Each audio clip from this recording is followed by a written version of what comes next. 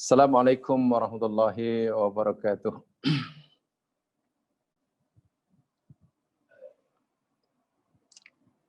Innal hamdalillah nahmaduhu nasta'inuhu wa natubu ilaihi wa nastaghfiruh.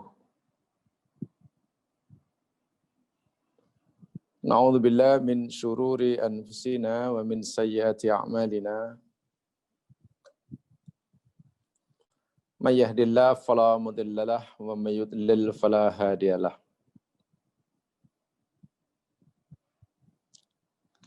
Asyhadu an la ilaha illallah wahdahu la syarikalah wa asyhadu anna Muhammadan abduhu wa rasuluh. Allahumma salli ala Muhammad wa ala ali Muhammad kama sallaita ala Ibrahim wa ala ali Ibrahim. Wa barik ala Muhammad wa ala ali Muhammad kama barakta ala Ibrahim wa ala ali Ibrahim fil alamin. Innaka Hamidum Majid. Rabbi shrah li sadri wa yassir li amri wahlul 'uqdatam min lisani yafqahu qawli. Amma ba'du. Para pendengar yang dirahmati Allah sekalian, didoakan mudah-mudahan sentiasa dirahmati dan diberkati oleh Allah Subhanahu wa taala. Allahumma amin. Alhamdulillah, pagi hari ini kita dapat menyambung semula pelajaran kita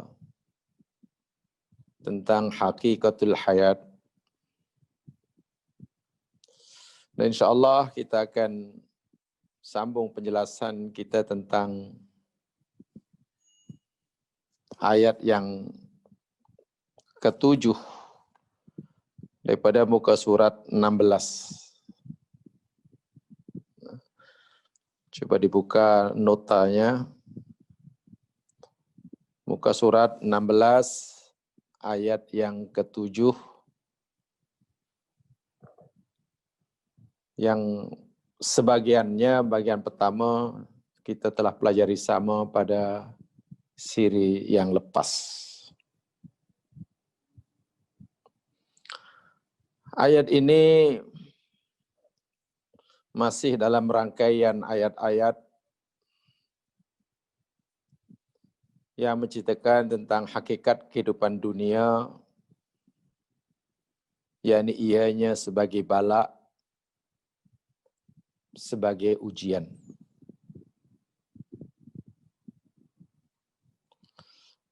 Allah Subhanahu wa taala berfirman dalam ayat yang ke-7 muka surat 16, jadi tepatnya dalam surah Al-An'am ayat 165.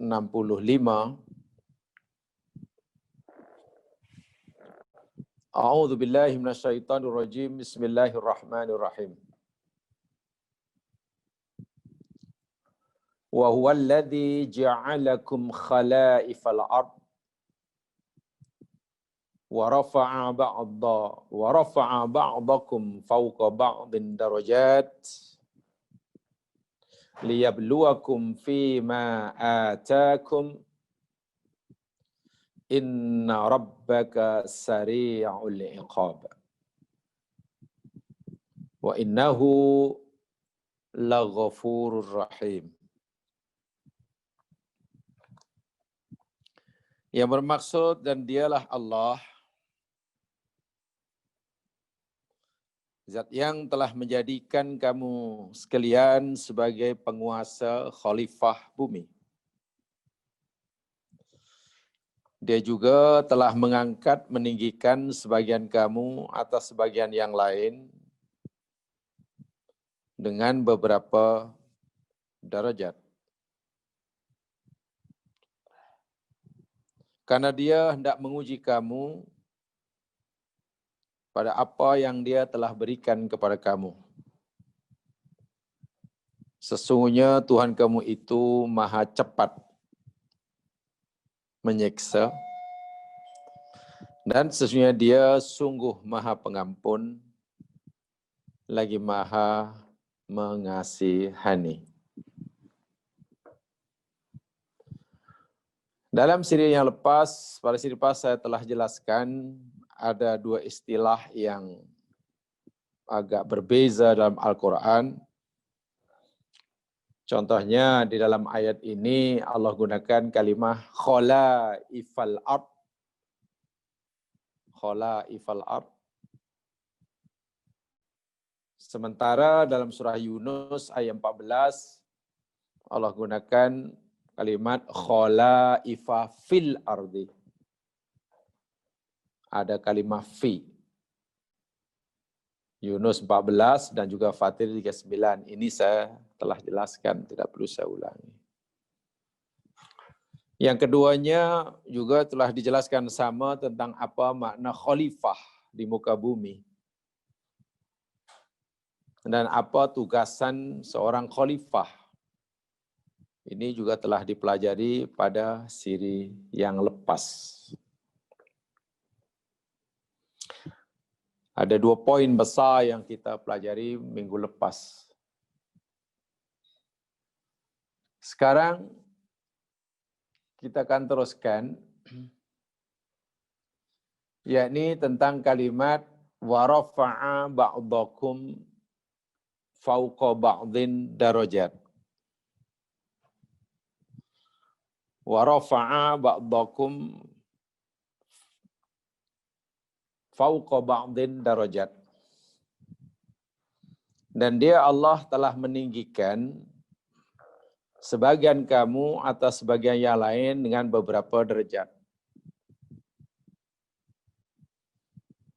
Ayat ini atau kalimat ini, disinilah letaknya ibtila itu, ujian itu.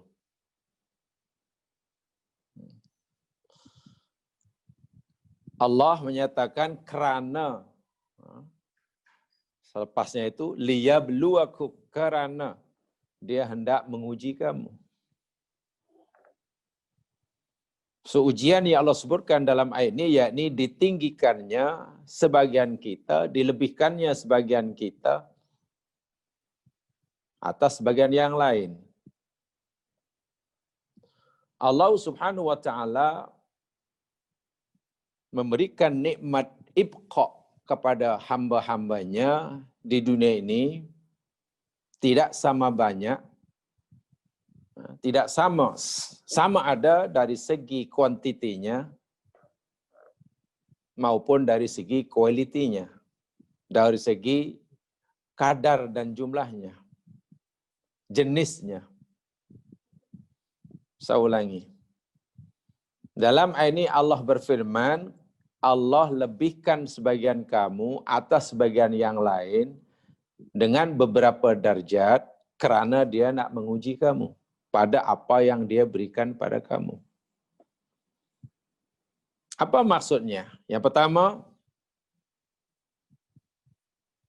dah menjadi sunatullah dan kita alami dalam kehidupan ini bahwa Allah memberikan nikmat ibqa.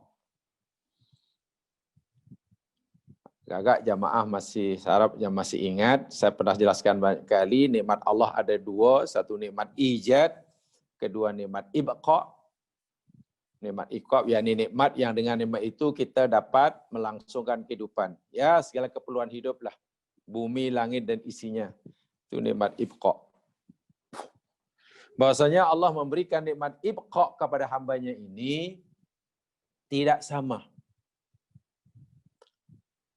Tidak sama ada dari segi kuantiti, kadarnya, ada yang banyak, ada yang sedikit, ada yang lebih, ada yang kurang. Juga pada jenisnya. Yang ini hamba ini diberi Allah rezeki berupa kesihatan pamannya, tapi tidak diberikan atau kurang diberikan nikmat harta benda. Yang orang lain pula dilebihkan dari segi harta bendanya, tapi dikurangi dari segi kesehatannya. Begitu seterusnya. Bila kita lihat, ada saja dalam diri kita ini Setiap kita, kelebihan rezeki yang Allah berikan pada kita berbanding orang lain, pada masa yang sama, dalam diri setiap kita juga ada rezeki yang Allah kurangi dibandingkan dengan orang lain. Nah, ini maksud ayatnya. Tujuannya rupa-rupanya kelebihan rezeki pada diri kita berbanding orang lain, kurangnya sebagian rezeki pada kita berbanding orang lain, demikian juga pada diri orang lain. Tujuannya yakni liyabluwakum. Ianya menjadi bala, menjadi ujian bagi kamu. Jelas, bagi ujian bagi kamu. Di mana ujiannya? Begini ya Mas Kina, secara ringkasnya. Jika Allah bagi kekayaan kepada B, kepada A, hartanya melimpah-limpah. Sementara Allah bagi kekurangan dari segi harta benda kepada B. Wah, dia kawan, mungkin dia saudara, bahkan berjiran. Kekayaan A, dari A itu bukan hanya sekadar ujian bagi A, tapi juga ujian bagi B. Kemiskinan yang dialami oleh B itu bukan semata-mata ujian bagi B, tapi juga ujian bagi A. Itulah. Oke, Allah bagi kelebihan harta pada A. Itu ujian bagi A. Sama ada ia hendak jadi hamba yang bersyukur, ataupun sebaliknya. Itu bagi A. Dia syukur atau tidak dengan kelebihan harta, dengan nikmat yang melimpah-limpah itu. Ini ujian bagi A. Kekayaan A juga bagi ujian bagi B yang miskin. Bagaimana sikap B ketika melihat saudaranya bernama A punya kelebihan harta sementara dirinya sendiri serba kekurangan? Irikah dia?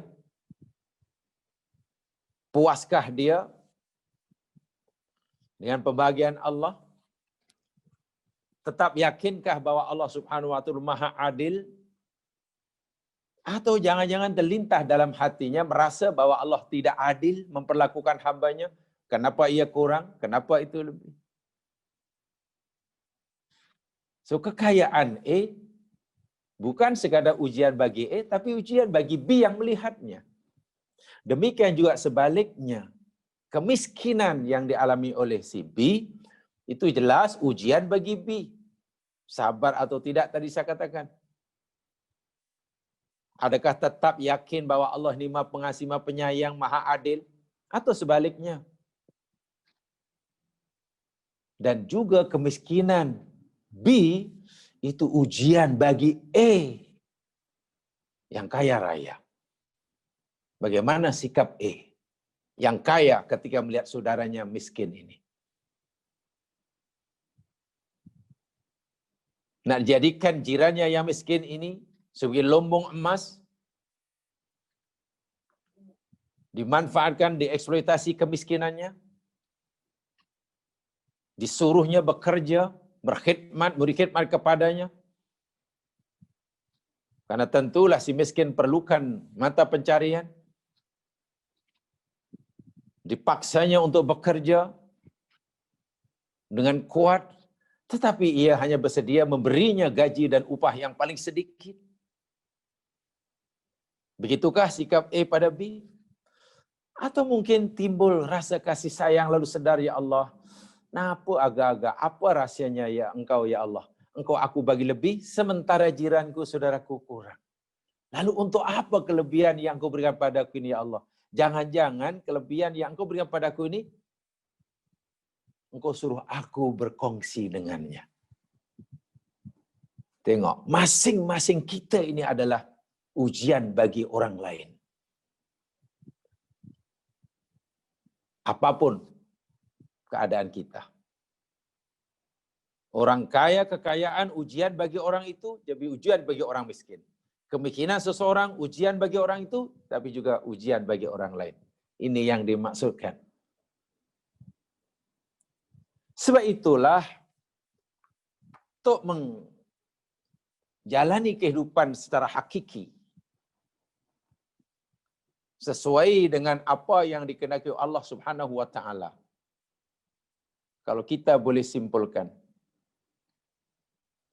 kita jangan terlalu, bukan tidak boleh ya, saya menggunakan istilah kita jangan terlalu memfokuskan, menumpukan perhatian kita kepada jenis ujiannya yang ada di luar itu. Kesehatan, kesenangan, kemewahan, kemiskinan, kejayaan, kegagalan, untung banyak, rugi besar. Memanglah itu ujian. Tapi lagi sekali, jangan terlalu melihat kepada ujian yang ada di luar kita itu. Jangan terlalu khawatir itu. Bukan tidak boleh khawatir, jangan terlalu khawatir. Tapi hendaklah kita lebih khawatir, mampukah kita menghadapi ujian yang luar itu. Contohnya diuji dengan kekayaan, kita mampu bersyukur. Contohnya diuji dengan kesusahan, kita mampu bersabar. Yang kita khawatirkan bukan senang atau susahnya.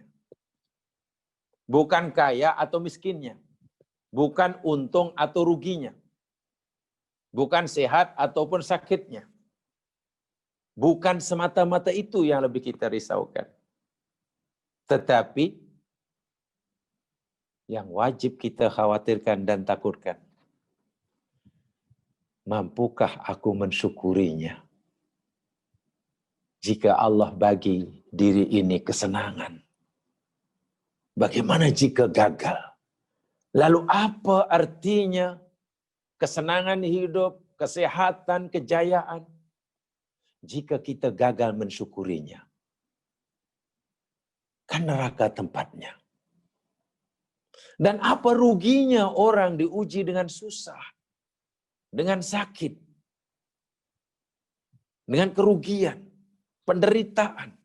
Apa ruginya dia jika ia mampu bersabar menghadapinya? Karena akhirnya ia masuk surga. Coba. Jadi kita lebih khawatir kepada jangan-jangan kita tak mampu menghadapinya. Bukan kepada jenis ujiannya. Ujian yang di luar, ya itu kehendak Allah. Orang ini diuji dengan senang. Jadi kalau saya boleh, bukan pilih jamaah sekalian, ada ujian yang Allah berikan pada kita, yang kita tidak boleh memilih ujian itu. Gitu. Ujian yang Allah berikan kepada kita, kita tidak boleh memilih. Tidak boleh. Katakanlah, kan Allah Subhanahu wa taala berfirman di dalam Al-Qur'an, dahulu pernah saya sampaikan ayatnya, ya. Bahwa bala yang Allah timpakan kepada hambanya di dunia ini, yakni ada dua jenis, sama ada senang ataupun susah, sama ada kebaikan atau keburukan. Itu boleh dirujuk semula, kutkan sajalah dalam surah Al-A'raf 167. Ya. Al-A'raf 167. Dan juga Al-Anbiya ayat 35. Al-A'raf 167 dan juga surah Al-Anbiya surah 35. Ayat 35.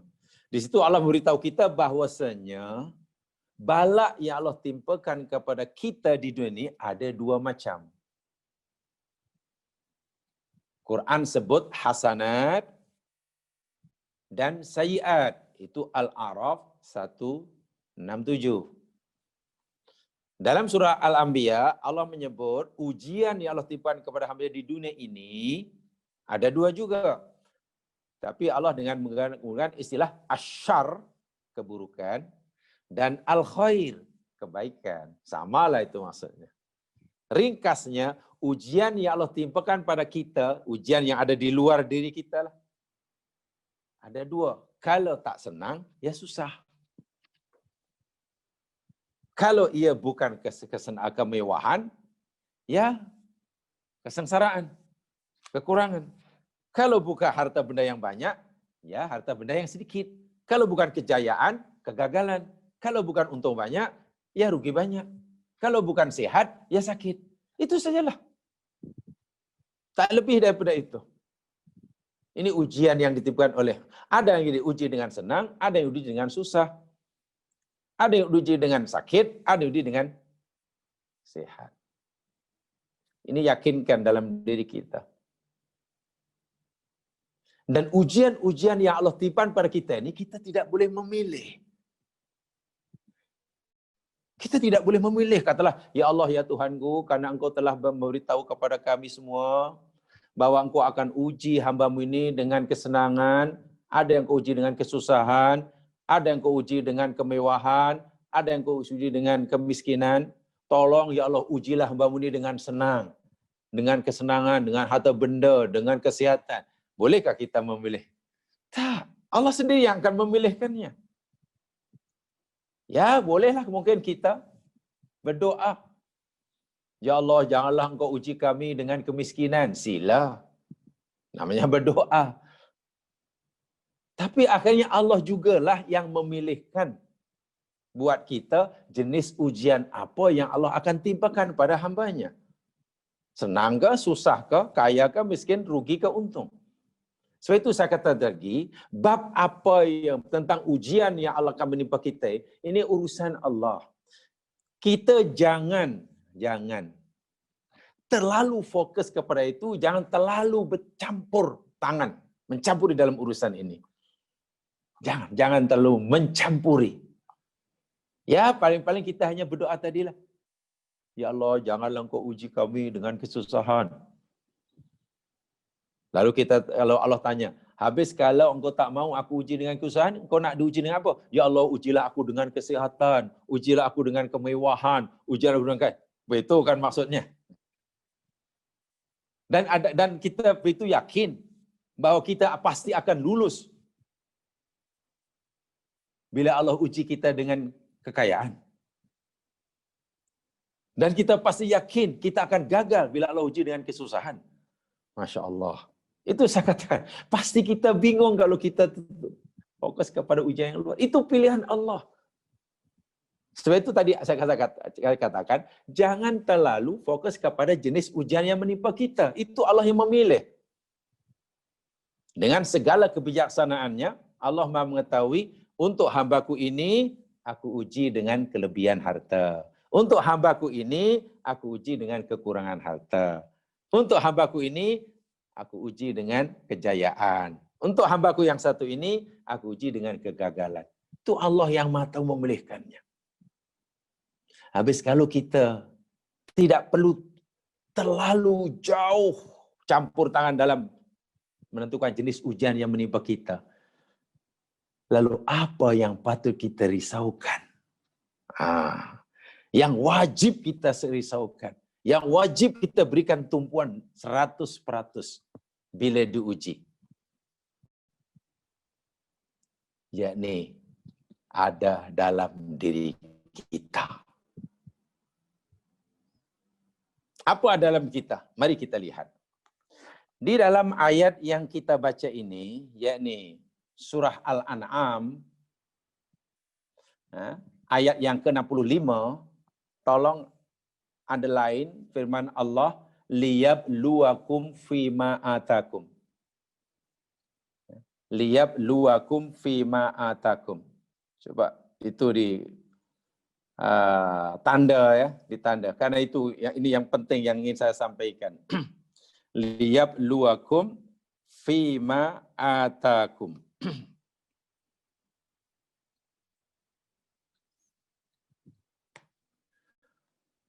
Artinya kerana Allah hendak menguji kamu dengan apa yang Dia berikan pada kamu. Jamaah sekalian, di dalam Al-Quran, 30 juzuk ini, firman Allah yang berbunyi liyabluwakum fima atakum itu disebut hanya 2 kali sahaja. Saya ulangi. Di dalam Al-Quran 30 juzuk ini, firman Allah yang berbunyi fima atakum, liyabluwakum fima atakum, diulang-ulang sebanyak 2 kali sahaja. 2 kali sahaja.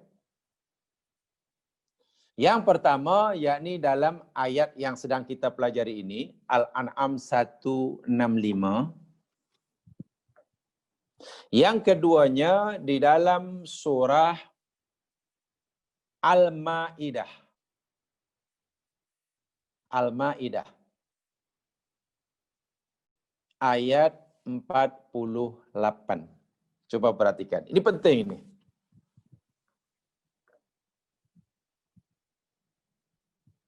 Al-Ma'idah 48. Di situ Allah Subhanahu wa taala berfirman, a'udzubillahi minasyaitonirrajim, likullin ja'alna minkum syir'atan wa minhaja. Saya baca yang agak pertengahan ya, agak tengah. Tidak daripada mula ayat maksud saya. Jadi tengok yang daripada tengah saja. Daripada firman Allah, likullin ja'alna minkum syir'atan wa minhaja. Dari situ. Kan ayat itu agak panjang. Bagi semua umat, semua generasi, ja'alna kami telah jadikan minkum daripada kamu syir'ah, syariat. Peraturan hidup. Berupa perintah dan larangan yang mesti dipatuhi. Wa minhaja. Manhaj, jalan, panduan. Tiap-tiap umat, tiap generasi yang Allah ciptakan di muka bumi ini, Allah telah tetapkan, Allah telah jadikan buat mereka panduan hidup, peraturan hidup. Untuk mereka patuhi jika mereka menginginkan kejayaan dunia akhirat. Kita tidak perlu mencari panduan hidup, tujuan hidup, bagaimana hidup ini mesti dijalani, cari peraturan-peraturan yang lain, tak perlu. Allah sudah beri. Setiap umat, untuk kita Al-Quran dan hadis Nabi. Walau sya'allah, coba perhatikan ya, Al-Ma'idah ayat 48. Walau sya'allah, dan jikalau Allah menghendaki, la ja'alakum ummatan wahidah. Pasti Allah menjadikan kamu satu umat. Perhatikan betul-betul. Jikalau Allah menghendaki, pasti Allah jadikan kamu satu umat saja. Maknanya apa? Semuanya patuh belaka. Semuanya syukur belaka bila diberi nikmat. Semuanya sabar belaka bila diuji dengan kesusahan.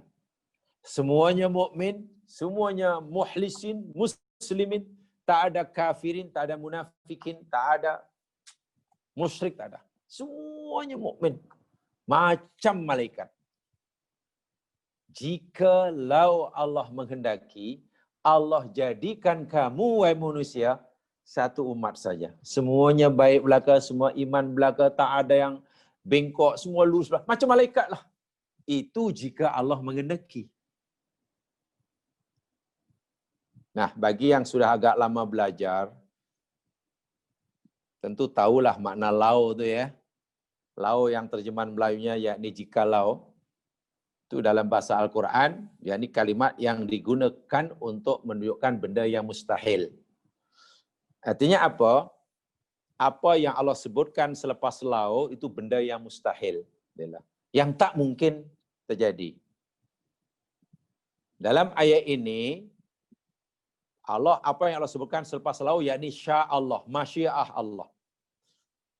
Jadi kalau kita buat pertanyaan beginilah, kalau pertanyaan begini, adakah Allah berkuasa menjadikan manusia ini satu umat saja, semuanya mukmin belaka pada Allah dan tidak kufur jika Allah menghendaki?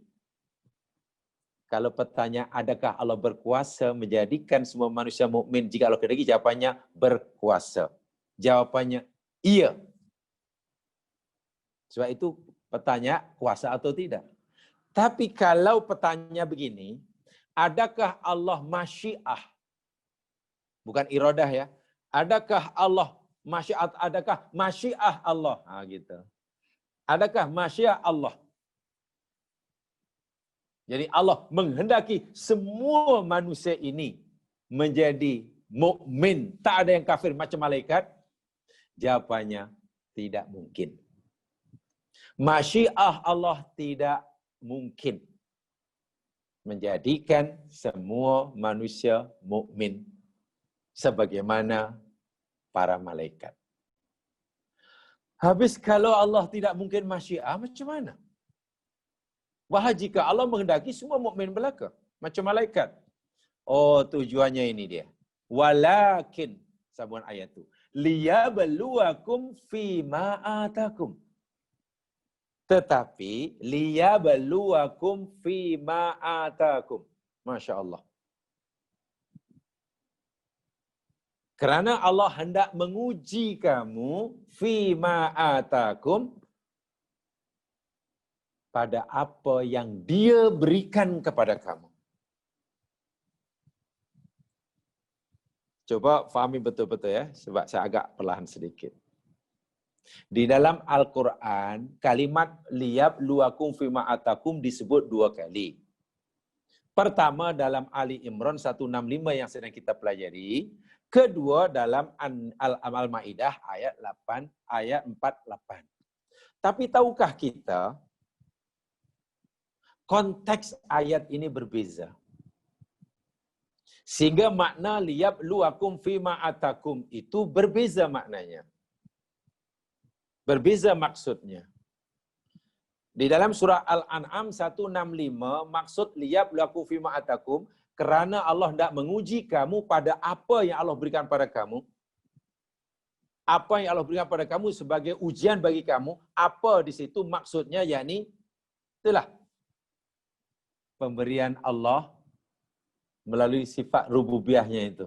Senang, susah, kaya, miskin, berjabatan tinggi, dibuang kerja, berjaya dalam karier, gagal dalam usaha, meraih cita-citanya, berjaya memiliki rumah, gagal mendapat apa segalanya. Itu yang dimaksudkan apa yang aku berikan pada kamu. Ujian yang berupa yang luar ini. Yang telah kita pelajari dalam ayat sebelumnya. Sakit, senang, lapar, kurang harta benda, kematian, kematian ahli keluarga, bertambahnya ahli keluarga, kejayaan anak, kegagalan anak. Itu yang dimaksudkan apa yang aku berikan pada kamu itu sebagai ujian bagi kamu. Yang datang luar. Yang terserah Allah itulah. Yang itu hak mutlak Allah itulah. Kita tak boleh campur tangan. Paling-paling kita hanya diberikan berdoa. Paling-paling kita hanya diizinkan, ya Allah, janganlah engkau uji hamba-Mu ini dengan penyakit. Ya paling-paling itu saja. Tapi kan tak pernah kita berdoa, ya Allah, ya Tuhan kami, kalau engkau nak uji hamba-Mu ini, ya Allah, ujilah dengan kekayaan. Ujilah dengan kejayaan. Ujilah dengan kesihatan. Ujilah dengan kion. Kan kita tak pernah berdoa begitu. Dan kalau doa begitu, makna tak betul lah tu. Sementara liyabluwakum fima atakum dalam Al-Maidah ayat 48, aku nak uji kamu pada apa yang aku berikan pada kamu ini. Yang Allah berikan pada kamu sebagai ujian ini bukan ujian luar tadi, tapi yang ada dalam diri kita. Apa yang ada dalam diri kita? Coba halusi pemahamannya. Ayat 48 Al-Maidah.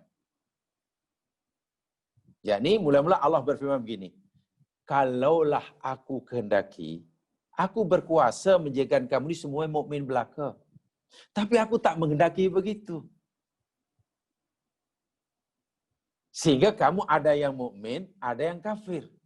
Ada yang syukur, ada yang kufur. Ada yang sabar, ada yang tak sabar. Ada yang percaya, ada yang ingkar. Ada yang patuh, ada yang tak patuh. Walhal bila aku mendaki, aku boleh jadikan kamu semuanya patuh belaka. Tapi karena aku tak kehendaki itu, ada di antara kamu yang memilih jalan kanan, ada yang memilih jalan kiri. Masalahnya, apa yang menjadi penyebab manusia ini berbeza-beza pilihan? Ada yang memilih syukur bila diberi nikmat, ada yang memilih kufur, ada yang jadi kufur bila diberi nikmat. Ada yang sabar bila diuji dengan kesusahan, ada yang mengeluh bila uji kesusahan. Apa yang membuat manusia ini berbeza-beza? Ya, karena Allah memberikan dalam diri kita, yang dengan pemberian itu manusia berbeza pilihan. Apa pemberian Allah itu? Hurriyatul ikhtiyar namanya. Hurriyatul ikhtiyar. Orang kata FOC.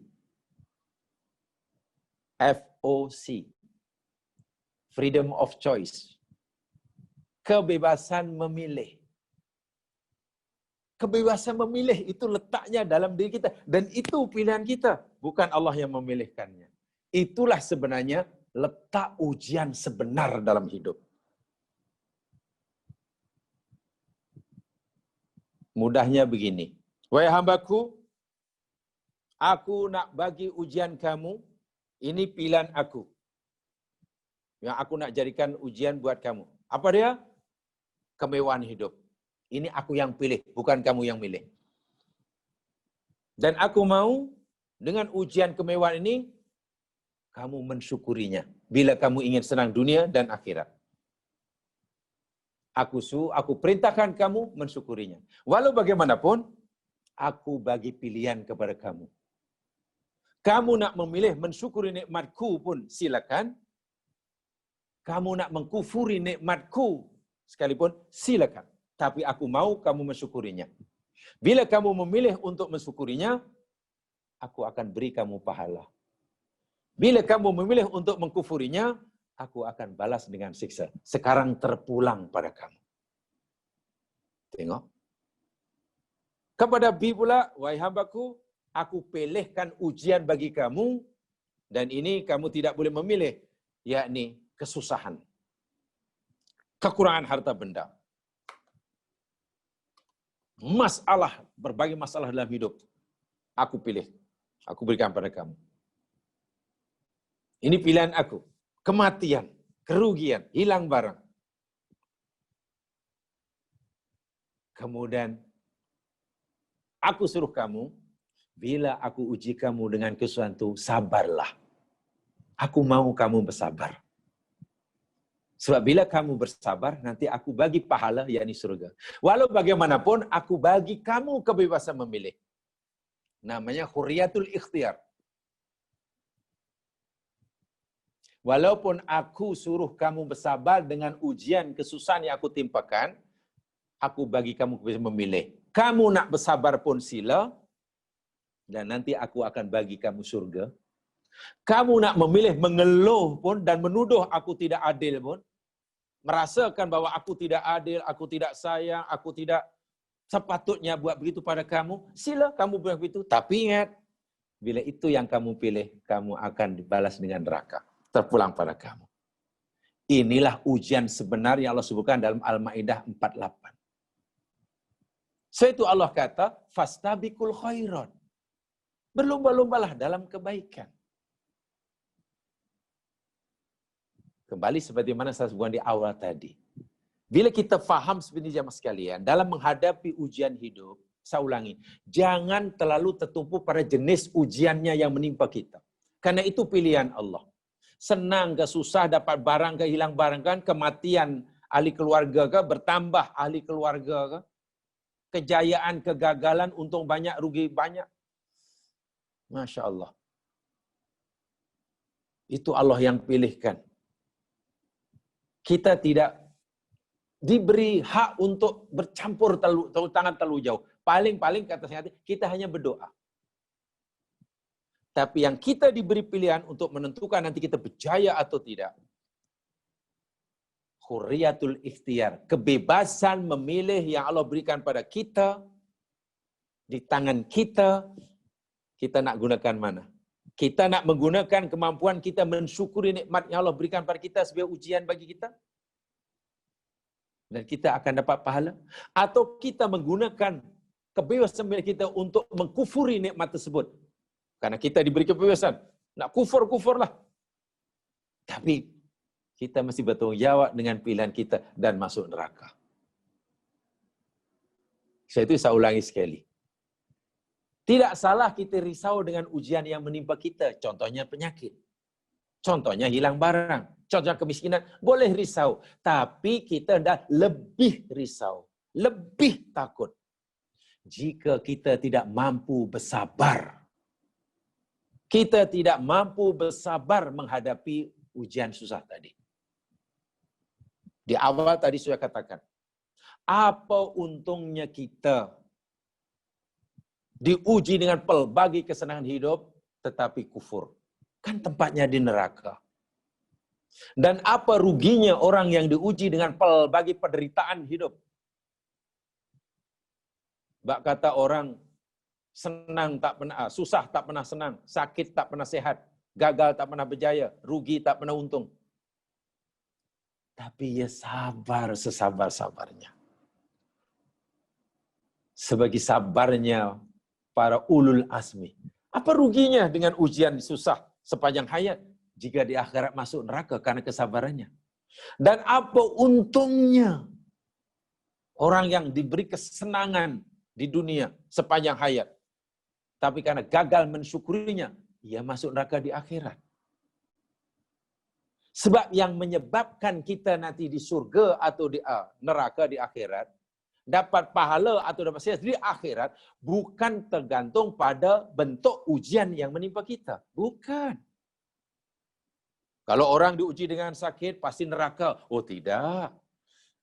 Kalau orang diuji dengan senang, pasti masuk surga. Juga belum tentu. Jika orang itu diuji dengan kejayaan hidup, wah pasti pahalanya banyak. Juga tidak. Bila ia diuji dengan kegagalan, ini pasti ini lebih banyak dosa, dapat dosa nanti. Belum tentu juga. Pahala dan dosa, jalan ke surga atau jalan ke neraka, senang atau mudahnya, bukan ditentukan oleh bentuk ujian yang Allah timpakan pada kita. Tapi ditentukan oleh sikap kita menghadapi ujian tersebut. Dan sikap menghadapi ujian itu Allah serahkan pada pilihan kita. Ini hakikat ujian. Hakikat ujian.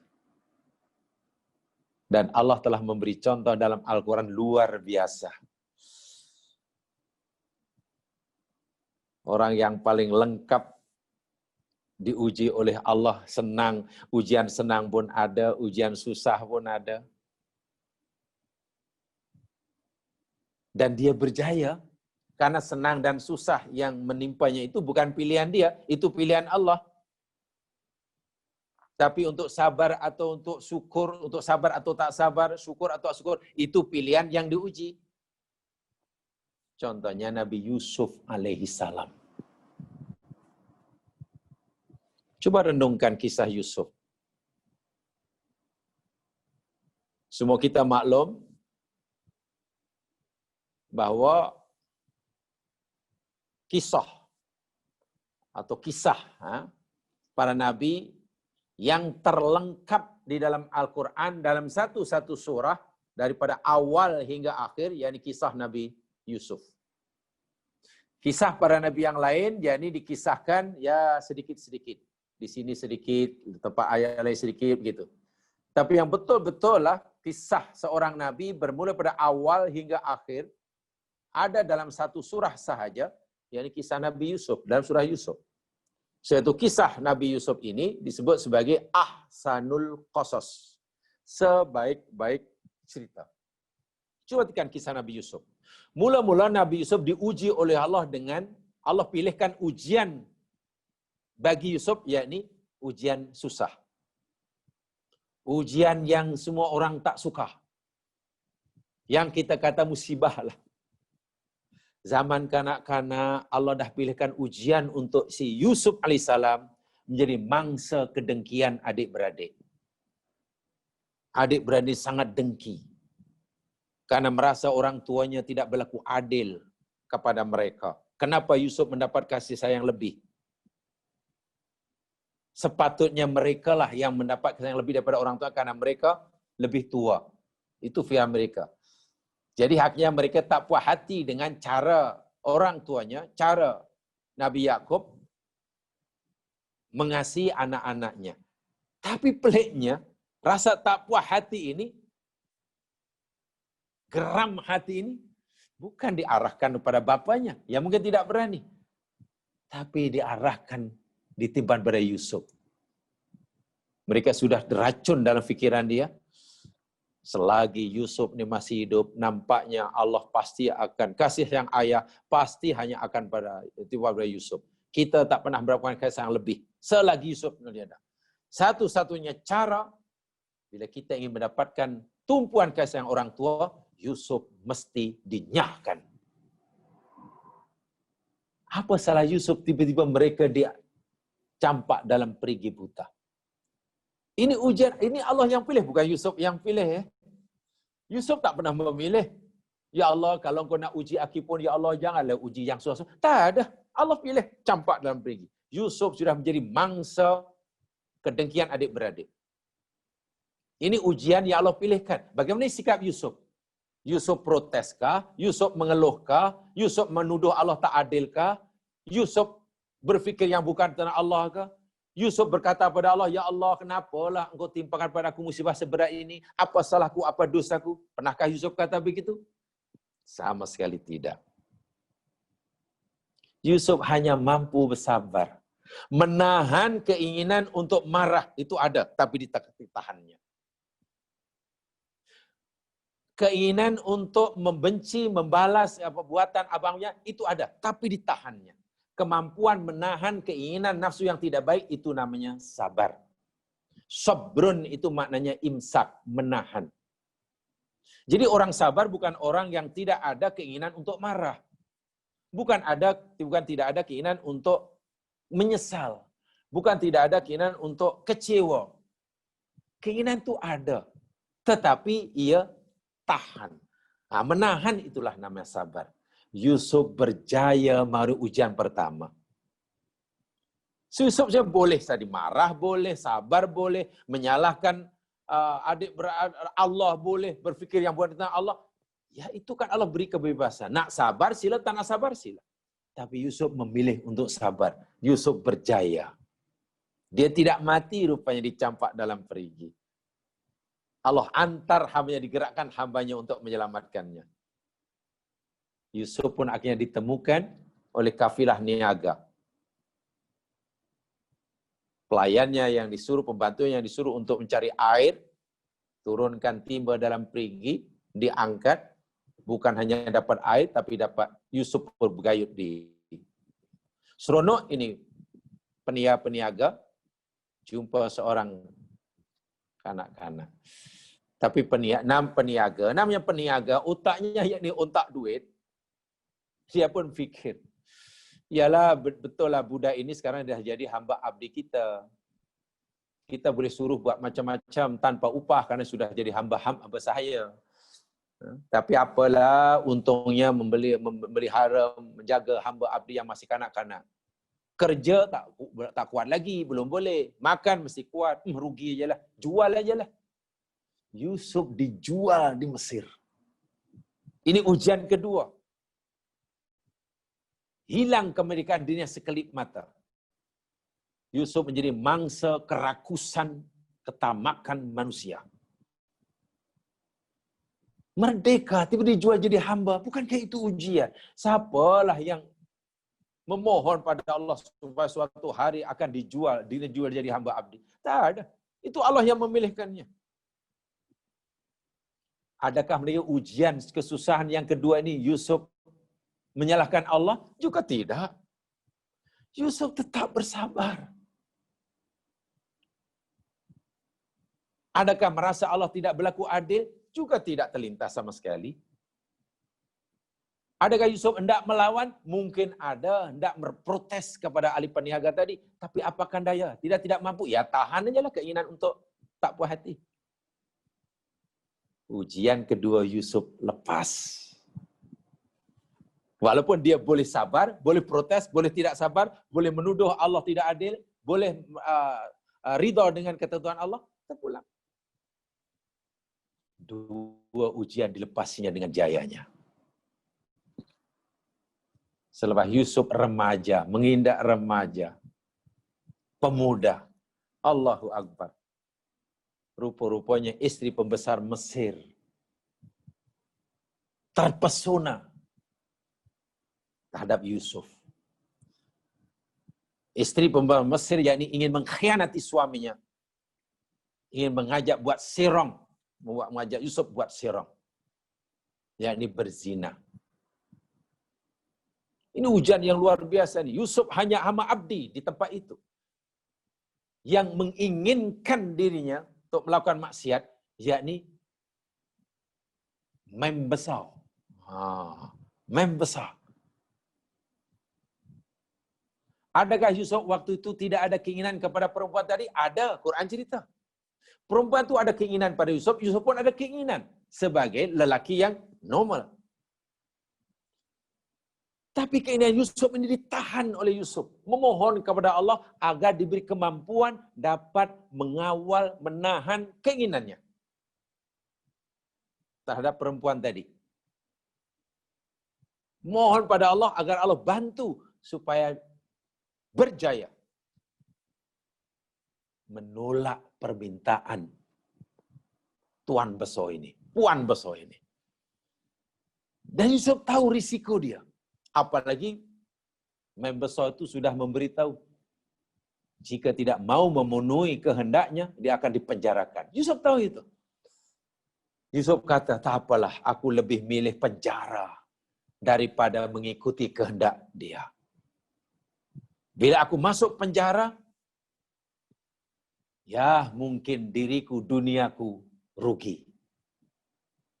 Dunia, aku kehilangan dunia. Tapi akhirat aku tidak hilang. Aku tidak kehilangan Allah. Sebaliknya jika aku mengikuti kehendak perempuan tadi, ya di duniaku untung. Rupanya aku dimuliakan, aku disayangi oleh pembesar. Tapi aku kehilangan akhirat. Aku kehilangan Allah. Yusuf di hadapan dua pilihan. Mana yang nak pilih? Ini di tangannya. Allah bagi. Sekarang terserah kamu, Yusuf. Kau nak pilih mana? Kamu nak pilih akhirat, pilih aku dan pilih akhirat? Atau kamu memilih memenuhi keinginan kamu, nafsu kamu terhadap perempuan itu, dan kamu senang di dunia? Pilihan itu di tangan Yusuf. Ini adalah kebebasan memilih. Yusuf berjaya untuk menghadapi ujian yang ketiga. Melawan kehendak, nafsu, keserakahan, kegagalan seorang pembesar Mesir mengawal nafsu syahwatnya terhadap Yusuf. Yusuf berjaya menafikan, menolak, menggagalkan kehendak perempuan pembesar Mesir yang gagal mengawal nafsu libidonya. 3 kali Yusuf berjaya. Akhirnya Yusuf terperangkap lagi. Ada ujian yang keempat. Dimasukkan dalam penjara. Jemaah sekalian, ini bukan pilihan Yusuf. Masuk penjara itu ujian hidup. Itu ujian dunia. Dan itu bukan pilihan Yusuf. Yusuf, mana ada orang minta dimasukkan dalam penjara. Apalagi Yusuf masuk penjara bukan kerana kesalahan yang dilakukan. Yusuf tak pernah buat salah apa-apa. Tapi Yusuf lebih menginginkan, lebih sukalah, tak apalah. Penjara pun. Kalau disuruh pilihlah daripada malah kehilangan Allah dan kehilangan akhirat, tak apalah. Masuk penjara sajalah. Keempat, Yusuf menjadi mangsa kezaliman undang-undang yang diperlakukan pada saat itu. Tengok, 4 ujian. Ini bukan pilihan Yusuf, ini pilihan Allah. Dan Yusuf berjaya mengarungnya dengan sejahtera, dengan jayanya, sabar. Pertama menjadi mangsa kezaliman, kedengkian adik-beradik. Kedua menjadi mangsa kerakusan peniaga yang materialistik. Ketiga, Yusuf menjadi mangsa kegagalan seorang perempuan besar Mesir mengawal nafsu libidonya. Keempat, Yusuf menjadi mangsa kezaliman undang-undang yang diperlakukan saat itu. Yusuf tenang, sabar dalam penjara beberapa tahun. Ya, yang pasti lebih 3 tahun kurang 10 tahun lah. Lama itu. Duduk dalam penjara beberapa tahun bukan karena kesalahan yang dilakukan. Itu ujian yang luar biasa. Tapi tetap sabar. Ringkas kata, Yusuf pun dah keluar tiba masanya. Itu pun banyak prosesnya. Setelah keluar, Yusuf jadi orang besar di Mesir. Khazainul Ard, pemegang perbendaraan hasil mahsur kerajaan Mesir. Dan Yusuf diberi kuasa yang luar biasa. Kuasanya sangat besar, boleh bergerak kemana sahaja, boleh buat peraturan apa saja yang berkaitan tentang ekonomi, hasil mahsul, keluar masuk ekonomi negara Mesir. Nak pastikan orang Mesir sejahtera. Buat apa bebas. Jadi orang yang punya kedudukan sangat besar. Sekarang Yusuf sudah jadi orang besar di Mesir. Ini ujian lagi nih. Masa susah itu ujian, sekarang ujian yang kedua, jadi orang besar. Ada kuasa, ada harta, ada pengawal, ada tentera, ada pengikut yang setia menunggu saja arahannya. Pasti mereka buat. Dalam keadaan Yusuf diuji Allah dengan kenikmatan yang luar biasa, kuasa ada, harta ada.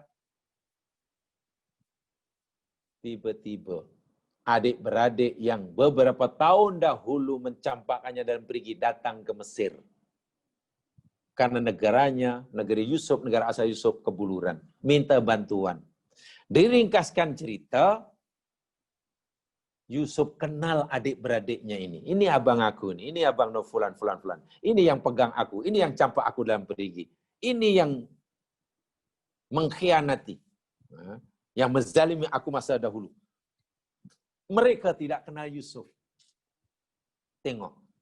Orang yang dahulu hebat, berjaya, kuat, sekarang lemah. Orang yang dulu lemah, sekarang berjaya dan hebat. Yusufnya boleh sahaja, jika ia mau. Arahkan sajalah tentera Mesir. Bagi Mesir, tangkap itu pendatang, tangkap itu peminta sedekah. Penjarakan dia. Inilah orang yang dahulu mencapai dalam perigi. Kuasa ada apa? Yusuf ada kuasa. Boleh. Tapi apakah itu yang dipilih oleh Yusuf ketika ia punya peluang untuk membalas dendam? Tengok, Yusuf ada peluang untuk membalas perbuatan jahat abang-abangnya. Yusuf ada kemampuan. Tapi Yusuf memilih untuk memaafkannya. Itu luar biasalah. Yusuf memilih untuk memaafkannya kesalahan abangnya ketika mana Yusuf ada peluang untuk membalasnya dan juga ada kemampuan. Yusuf benar-benar berjaya diuji oleh dengan kekuasaan. Tidak menyalahgunakannya. Dia tidak silap menggunakan kekuasaan. Tak apa ya Allah, walaupun hambamu ini engkau beri kuasa dan dengan kuasa ini hambamu boleh berbuat apa yang hambamu kendaki, tapi hambamu tidak akan menyalahgunakannya. Walaupun hambamu ini bolehlah membalas perbuatan abang-abang dan ada peluang pula, tapi tak apalah, diri ini lebih memilihlah untuk memaafkan mereka sajalah. Itu Yusuf. Jadi kejayaan Yusuf sebenarnya letaknya pada diri Yusuf itulah. Nak pilih sabar atau mengeluh, nak pilih kufur atau syukur. Jadi bukan ujian yang datang daripada luar. Yang datang di bulan itu pilihan Allah. Jadi kembali kepada ayat tadi. Al-An'am 165, liyabluwakum fima atakum itu, aku nak Allah karena uji kamu, tak apa yang Allah berikan pada kamu itu, ya ini ujian yang datang dari luar. Berupa sakit, senang, sehat, lapar, hilang barang, kematian. Itulah.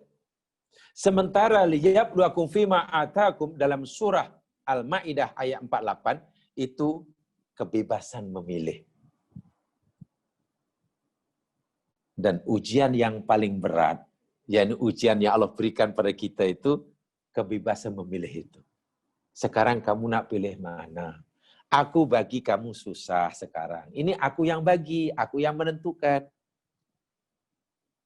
Sekarang kamu boleh pilih.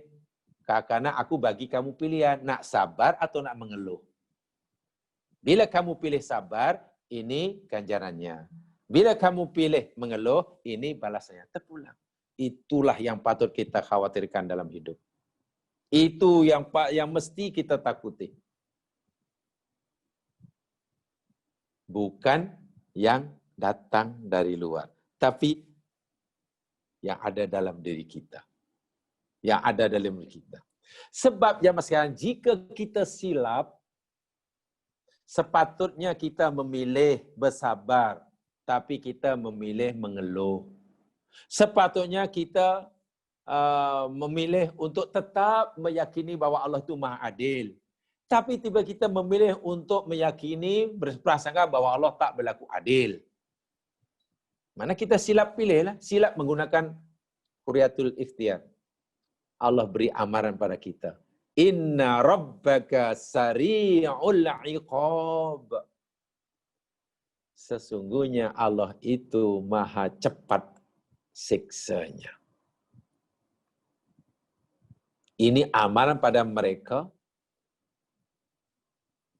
yang ingin segera menggunakan pilihannya yang salah. Ini amaran daripada Allah buat mereka yang ingin cepat-cepat menyalahgunakan kebebasan memilih yang Allah berikan. Adapun orang yang bersungguh-sungguh dalam berjuang, diuji dengan nikmat, ia bersabar. Tengok orang senang, dia susah, ia sabar dengan ujiannya dan kesusahannya, dan juga tidak iri kepada kesenangan orang lain. Dia berusaha bersungguh-sungguh untuk sabar, untuk tetap ridha. Tapi mungkin karena ada kelemahan di sana-sini, ada kekurangan di sana-sini, sehingga kesabarannya itu belumlah hingga tingkatan yang sepatutnya. Tapi dia sudah berusaha bersungguh-sungguh. Dalam keadaan itu, Allah beri kita tafsir. Jangan khawatir hambaku, aku tahu kamu sudah berusaha bersungguh-sungguh untuk sabar atas ujianku. Tapi nampaknya kamu masih ada kelemahan yang kamu tidak sengajakan.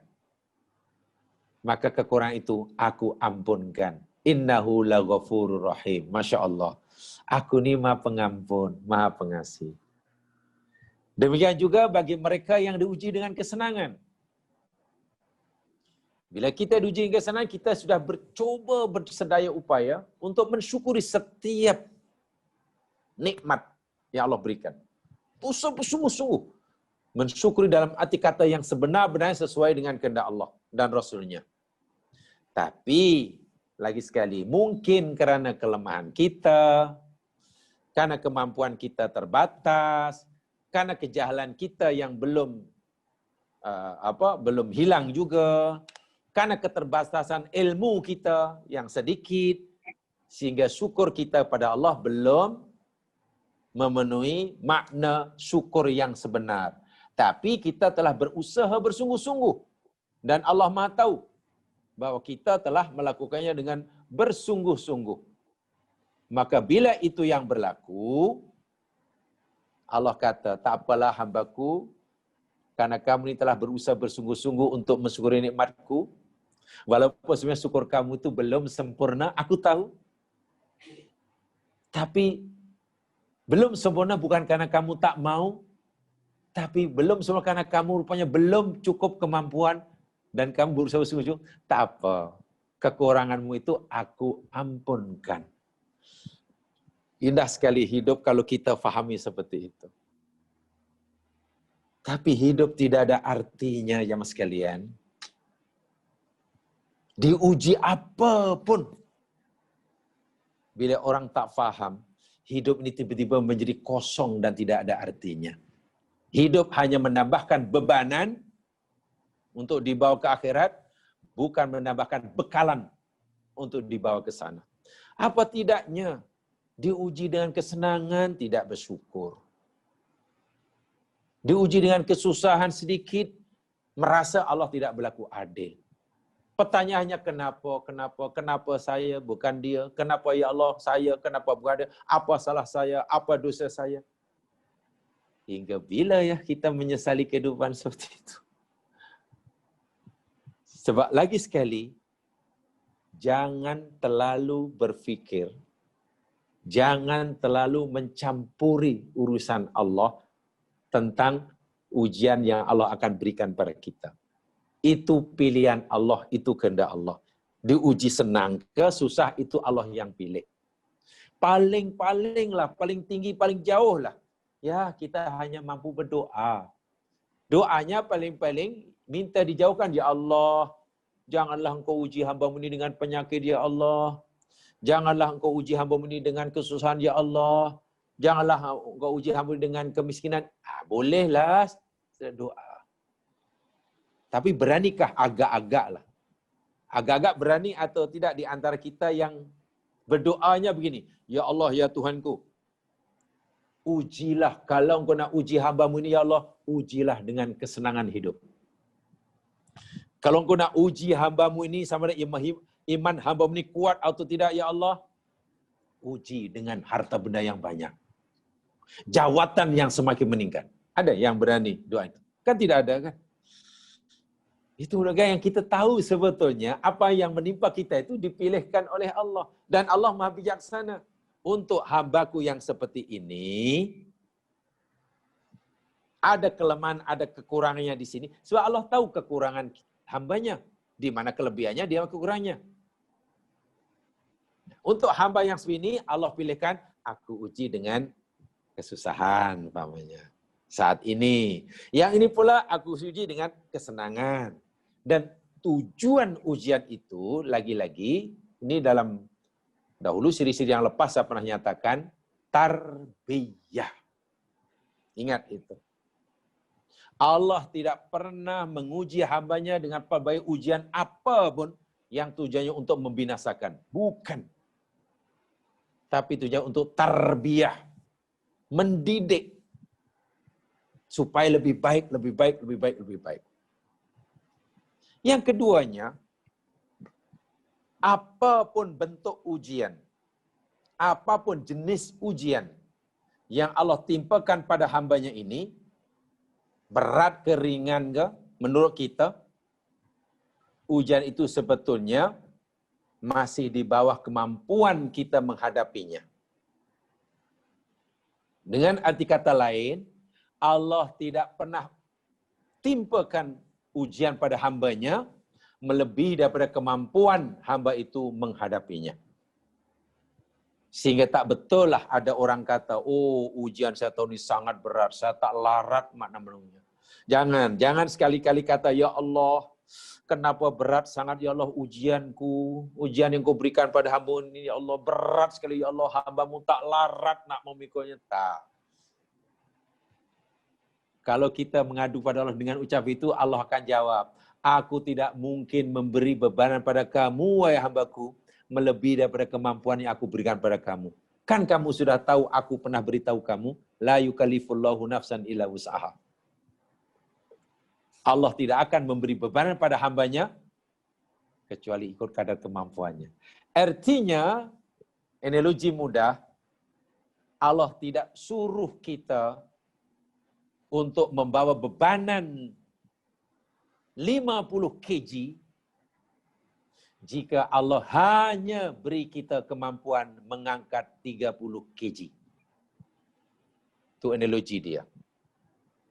Allah tidak mungkin menyuruh kita mengangkat bebanan seberat 50 kg jika Allah hanya beri kita kemampuan mengangkat bebanan hanya 30 kg. Tidak mungkin.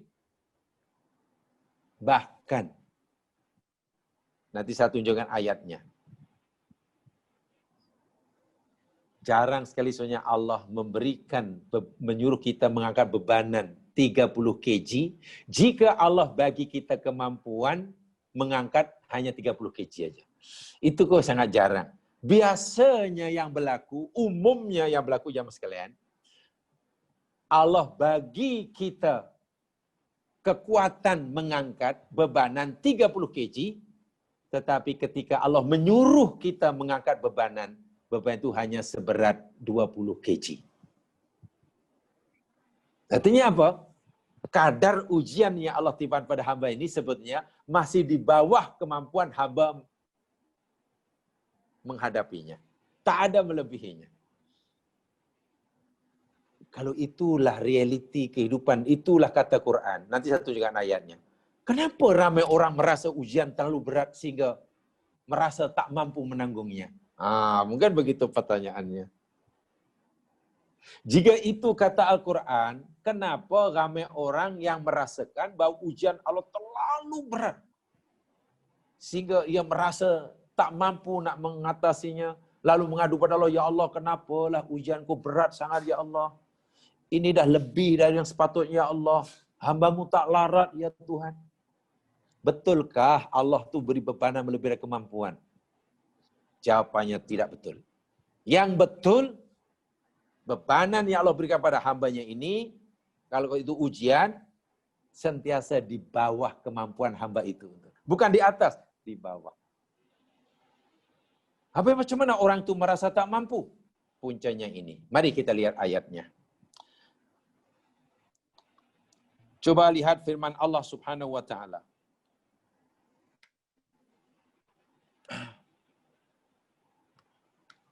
Di dalam surah At-Taghabun. Surah 64.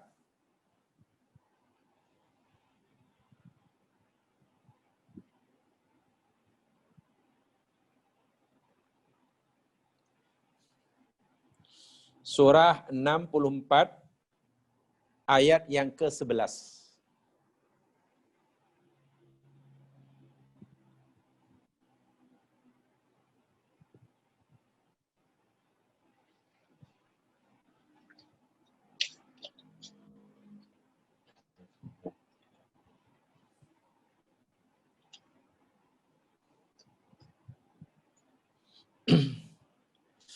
Coba ya.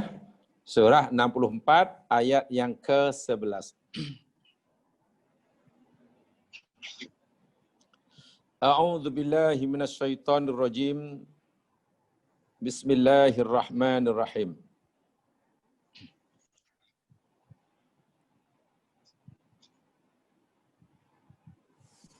Ma asaba min musibatin illa biidznillah. Wa may yu'min billah yahdi qalbah. Wallahu bikulli syai'in alim. Fahami betul-betul ayat ini. Ini jawaban kepada yang saya sampaikan tadi. Ma asaba min musibatin, tidak ada satu musibah pun yang berat maupun yang ringan, yang kecil maupun yang besar, apapun bentuk dan jenis serta rupanya, yang menimpa, yang berlaku di dunia ini, menimpa A, menimpa B atau siapa saja, illa biiznillah, kecuali, melainkan ianya berlaku biiznillah, dengan sepengetahuan Allah Subhanahu wa taala. Dengan kehendak Allah Subhanahu wa taala. Ini penting untuk kita yakini.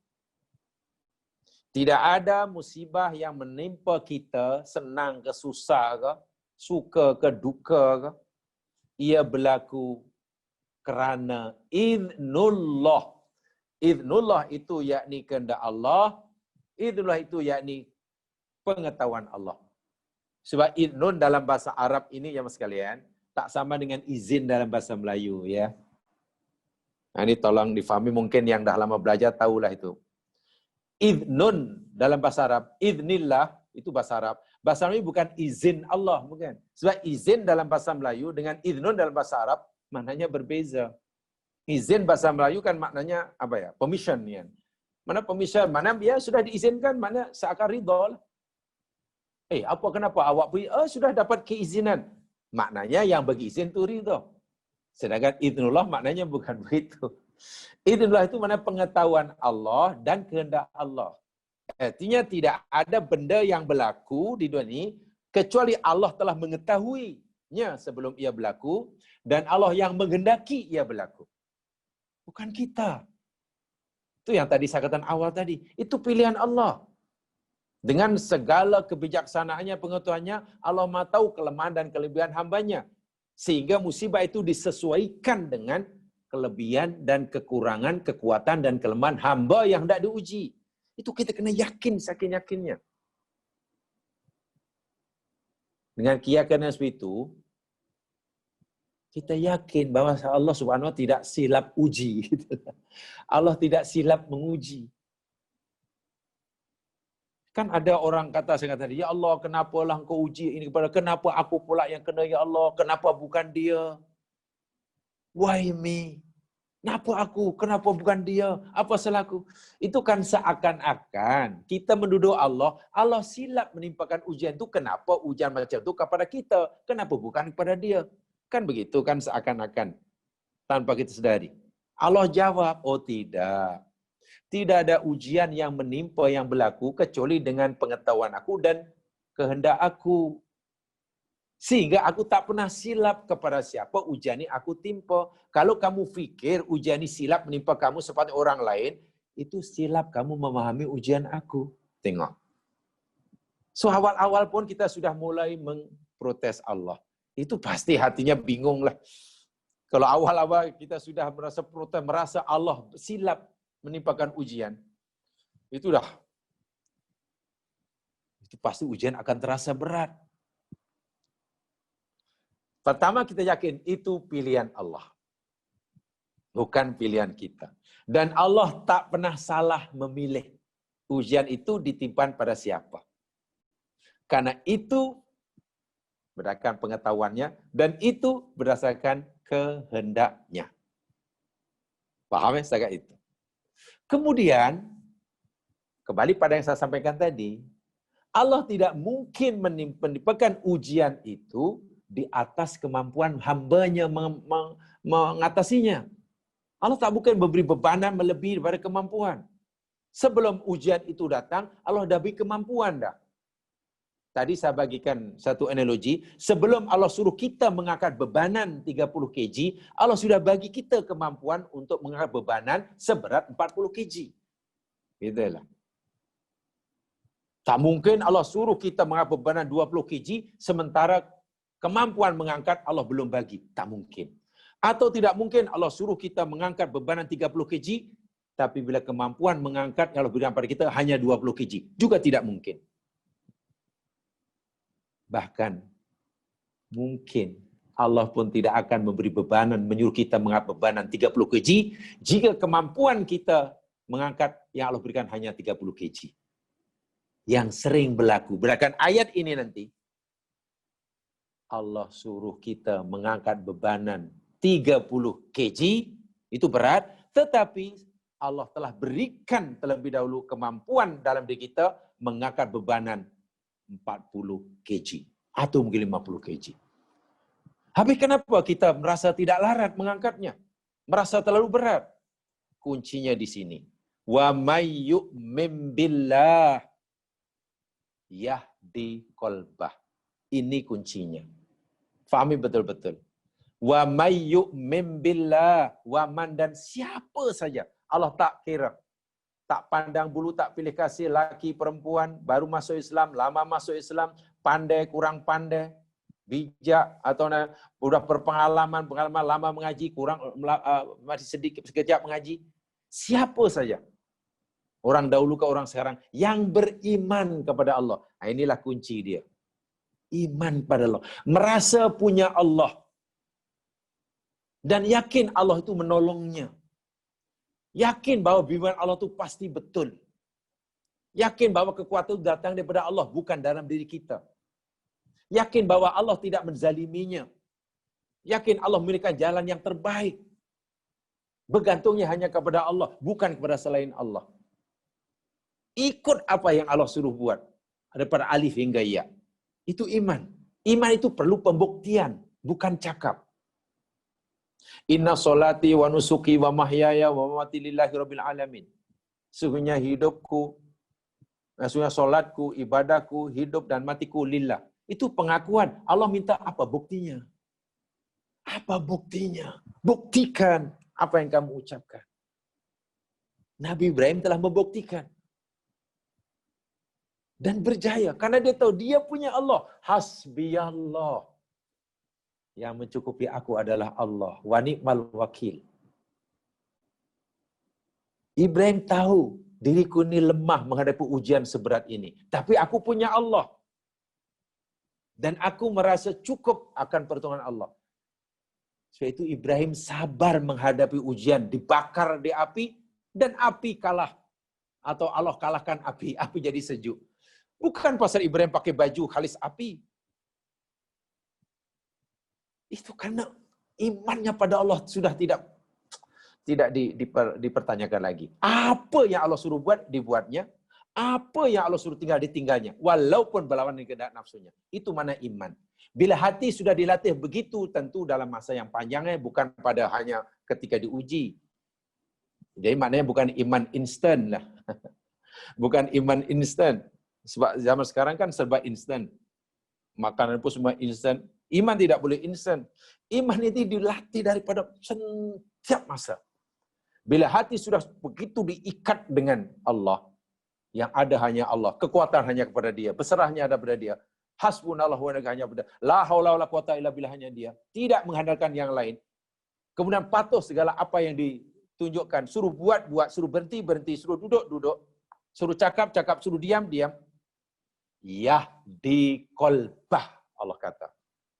Pasti Allah akan memberi petunjuk qalbau kepada hatinya. Nah, dengan bimbingan Allah terhadap hati orang itulah jalan penyelesaian terbentang luas di hadapannya. Dengan hati yang dapat petunjuk bersinar-sinar itulah ujian yang terasa berat sebelumnya tiba-tiba menjadi semakin ringan. Kenapa? Karena hatinya sudah bercahaya dengan hidayah Tuhan. Dari mana datang hidayah? Iman pada Allah. Iman apa itu? Iman yang perlu pembuktian melalui amalan. Adakah ia boleh dapat dengan sekelip mata? Tentu tidak. Jadi hakikatnya manusia ini oleh Allah diberi potensial yang sangat besar sekali untuk menghadapi apa saja ujian. Syaratnya potensial itu sudah dijana. Itulah. Potensial yang sangat besar itu sudah dijana, sudah dimanfaatkan. Bahasa saya sudah didaya gunakan, bukan disimpan. Yaitu sebesar mana ujian tiba-tiba menjadi kecil. Ya manalah ujian lebih besar daripada yang diterima oleh Nabi Ibrahim, oleh para Nabi kan berkata orang yang paling dahsyat ujiannya para Nabi. Memang besar-besar. Tapi kenapa mereka semua berjaya ya? Ya itu tadi. Kemampuan, potensial yang Allah berikan tadi sudah dijana. Sehingga seberat apapun ujian jadi ringan. Tapi kalau potensial itu diendapkan, disimpan, tak pernah macam mana untuk berjana iman supaya bercahaya hatinya. Ya, ujian yang tak berat pun dirasa sangat berat. Itu masalahnya. Kenapa? Banyak sekali peraturan Tuhan yang belum dipatuhi. Lebih malang jika peraturan Allah yang belum dipatuhi itu dia tidak tahu yang dia sebenarnya belum patuh dan dia pikir sudah patuh karena tidak tahu. Wah, itu bahaya sekali. Kita baru tahu yang peraturan Allah itu kita belum patuh jika kita sudah tahu apa itu peraturan Allah. Tapi kalau peraturan Allah kita belum tahu, melanggar pun kita tak tahu yang kita telah melanggar. Nah, di situ pentingnya mengetahui apa syariat Allah. Tadi dalam surah Al-Maidah, apa syir'ah Allah, apa manhaj Allah, minhaj Allah. Bila itu sudah diketahui baru, oh rupanya yang aku pilih ini tak menepati syariat. Oh jalan yang aku lalui ini tak sama dengan kehendak Allah. Oh tindakan yang aku buat ini rupanya tidak menyamai kehendak Allah. Baru kita tahu kesilapan. Tapi kalau kita tidak tahu apa itu syariat yang Allah turunkan. Apa itu manhaj Allah berikan kepada kita. Ya, masalah lagi di situ. Jadi masalah sebenarnya tidak terlalu rumit, tapi tidak terlalu mudah. Sebab kalau difahami dengan seksama, insya Allah masalah menjadi sangat mudah. Pokok pangkalnya pertama sekali, berikan surah Al-Maidah tadi, fahami dahulu apa itu agama Allah. Apa itu panduan yang Allah berikan dalam hidup ini. Ibaratnya kalau kamu nanti jumpa ini, apa yang patut kamu buat? Oh, kalau kita tak fahamkan susahnya maksudnya, kalau kita bawa kereta, sudah hafal lah undang-undang jalan raya, insya Allah tak ada masalah. Oh, ini ada trafik lain ini. Sekarang itu berwarna merah. Oh, mana berhenti itu? Berhenti itu. Oh, kuning, cari jaga. Oh, sekarang sudah hijau, jalan. Oh, itu ada tanda arrow kiri. Oh, mana suruh ke kiri. Oh, itu tak boleh berhenti. Oh, tak boleh potong. Bila kita faham dan kita patuh, selamat kita jalan. Tapi coba kita tak faham langsung peraturan jalan raya. Itu baru tak tahu akan undang-undang jalan raya. Akhirnya kita melanggar pun tidak merasa melanggar. Karena kita tak tahu. So, pokok pangkalnya pertama kena tahu. Tahu apa? Tahu akan syir'ah wa minhaj. Tadi, Al-Anbiya, Al-Ma'idah 48 tadi. Ya, mas sekalian, itu saja nampaknya yang saya sampaikan pada hari ini. Mudah-mudahan bermanfaat pada saya menyampaikan. Alhamdulillah kalau dapat kongsi bersama. Subhanakallahumma bihamdika asyhadu an la ilaha illa anta astaghfiruka wa atubu ilaik. A'udzu billahi wal 'asy innal insana fi khusr illa alladziina aamanu wa shalihat wa tawassaw bil haqq wa tawassaw bis sabr. Assalamualaikum warahmatullahi wabarakatuh.